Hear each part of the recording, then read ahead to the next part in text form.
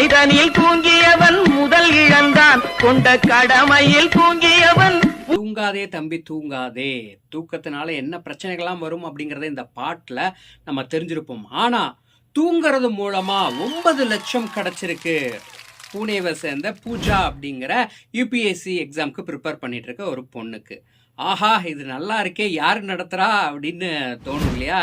கண்டிப்பா இது வந்துட்டு 4 சீசன் நடத்தி முடிச்சிருக்காங்க. பெங்களூரை சேர்ந்த ஒரு தனியார் மேட்ரஸ் கம்பெனி, அவங்க வந்துட்டு வேக் ஃபிட் ஸ்லீப் அப்படிங்கிற ஒரு கம்பெனின்னு நினைக்கிறேன், அவங்க நடத்தியிருக்காங்க.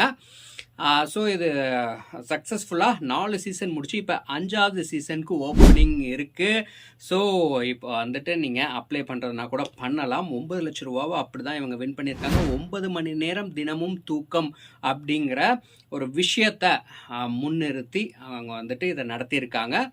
இன்டர்ன்ஷிப் மாதிரி நடத்துகிறாங்க. தினமும் 9 மணி நேரம் தூக்கம் அவசியம் அப்படின்னு. இப்போல்லாம் கண்டிப்பாக யாரும் தூங்குறதே இல்லை. ரொம்ப லேட்டாக தூங்குறது, லேட்டாக எந்திரிக்கிறது, இதெல்லாம் இருக்குது. அதனால் ஒரு 8 மணி நேரம் நம்ம தூங்குறோமா, டீப் ஸ்லீப் நம்ம இருக்கா அப்படின்னா நிறைய பேர்த்துக்கு அது இல்லை.